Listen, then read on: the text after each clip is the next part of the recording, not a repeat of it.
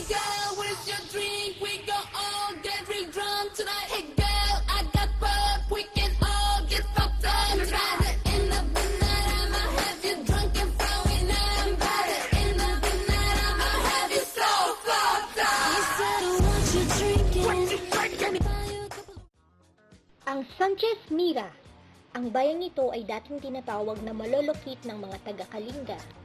Noong August 20, 1894, isang araw matapos ang pista ng Maloloki, isinakatuparan ang pagbabago ng pangalan nito mula sa Spanish Brigadier General na si Manuel Sanchez Mira. Ang dating Malolokit ay dineklarang bayan sa bisa ng Royal Decree noong September 14, 1894. Nahati ito sa 18 barangay. Akalain mo ba ang bayang ito ay mahigit kumulang na sa 117 taon ng tahanan ng mahigit kumulang libu-libong residente? Nagkaroon ng unti-unting pagbabago, halimbawa na lang ito mula sa lumang municipality sa makabagong infrastruktura sa pamumuno ng kasalukuyang mayor na si Napoleon Sacramed. Sa bayang ito, pagkalipas ng ikalawang digmaang pandaigdig, ay itinatag ang Sanchez Mira High School. Taong 1960, ang naturang paaralan ay pinalitan sa Rural Vocational School sa bisa ng Republic Act 2898. Taong 1967, nagkaroon ng maraming income generating projects or IGPs kung saan naging mas mabilis ang pag-unlad nito. Ito ay matatagpuan sa Maharlika Highway, Sanchez Mira.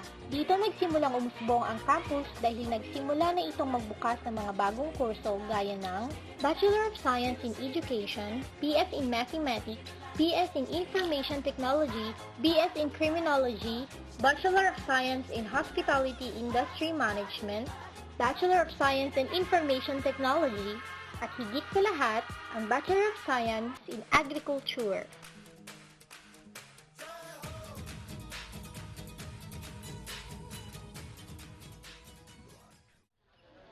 Alam niyo bang ang Pinoy ay hindi pahuhuli sa lahat ng larangan? Mapa-insekto man ang pag-uusapan, game tayo dyan!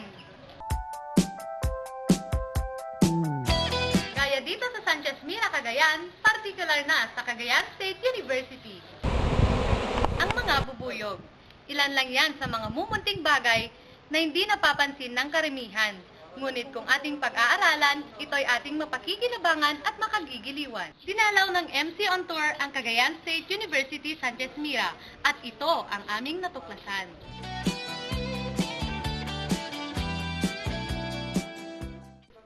Dito sa CSU Sanchez Mira, sinimulan na ang pag-aalaga ng mga bubuyog bilang isa sa pangunahing pinagkakaabalahan sa larangan ng apiculture. Nakapanayam din natin ang 2 Canadian beekeepers at mga dati ring profesor sa kanilang bansa kung saan ay nagboluntaryo silang magturo sa larangan ng apiculture. Sila ay sina Sir Charles at Sir Peter at ito ay sa pangunguna ng Campus Executive Officer na si Dr. Lina Garan.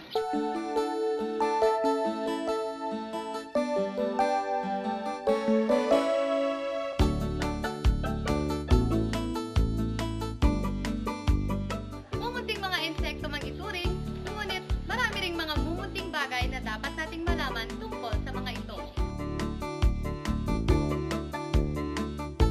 Ang mga bubuyog na ito ay nakagagawa ng mga bagay na nakatutulong sa mga tao. Ang mga bubuyog na ito ay tinatawag nating prime pollinators sa mundo.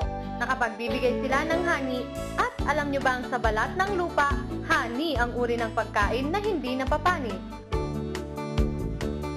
Dito sa Pilipinas, napag-alamang ang beekeeping o ang pag-aalaga ng mga bubuyog ay isang oportunidad na may social, economic at ecological benefit na nangangailangan lang ng konting panahon, pagod at pera.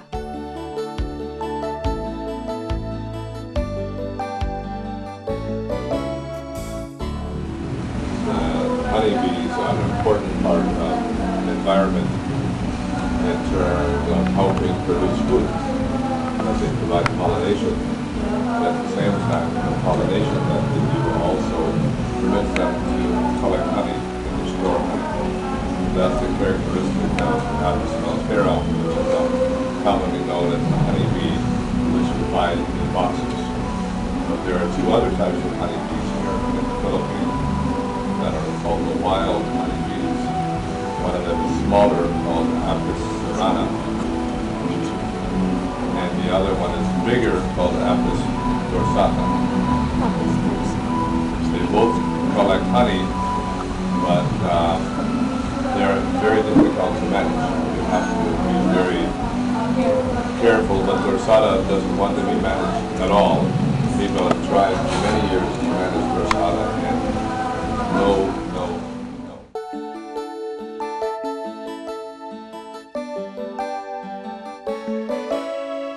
May 4 na uri ng mga bubuyog na maaaring maparami sa Pinas. Ito ay ang Apis mellifera o European honeybees.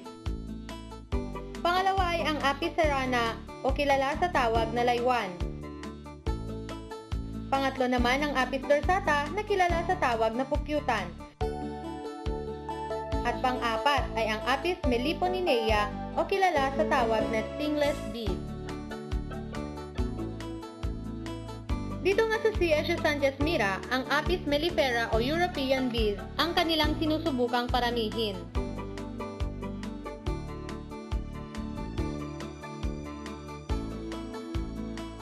Pagdating naman sa pagkukunan nila ng nectar, of course, hindi pa huhuli ang sunflower dyan, lalo na sa pagpoproduce ng dekalidad na honey.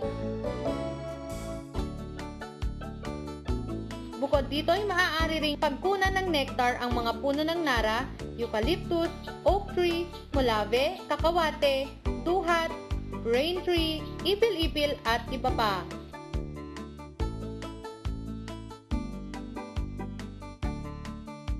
Ngunit pinakapaborito nila sa lahat ay ang mga pangunahing agricultural product ng Pinas, gaya ng mais, saging, mangga, kape, kakao, citrus, mani, kamatis at talong. Wow! Pinoy na Pinoy! Ang European honeybees ay nangangailangan ng kapital at kakayahan sa pag-aalaga.